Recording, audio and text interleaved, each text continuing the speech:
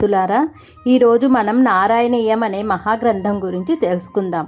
నారాయణీయం అనేది మహాభక్తుడు మరియు కవి అయిన మేల్పత్తూర్ నారాయణ భట్టతిరివారు రచించిన అద్భుతమైన సంస్కృత కావ్యం.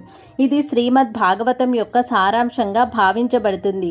ఈ గ్రంథంలో శ్రీ మహావిష్ణువు అవతారాలు, ముఖ్యంగా శ్రీకృష్ణుని దివ్యలీలలు ఎంతో అందంగా వర్ణించబడ్డాయి.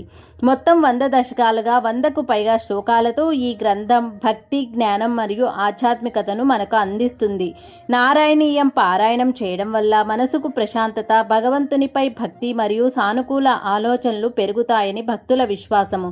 ఈ గ్రంథంలో శ్రీ మహావిష్ణువు అవతారాలు, ముఖ్యంగా శ్రీకృష్ణుని దివ్యలీలలు ఎంతో అందంగా వర్ణించబడ్డాయి. నారాయణీయం పారాయణం చేయడం వల్ల మనసుకు ప్రశాంతత పెరుగుతుంది.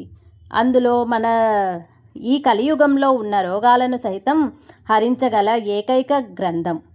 ఈ నారాయణం గురించి రేపు ఒక్కొక్క శ్లోకంతో అర్థంతో మీకు వివరిస్తాను. ఈ ఛానల్ని సబ్స్క్రైబ్ చేసుకోండి. నమస్తే.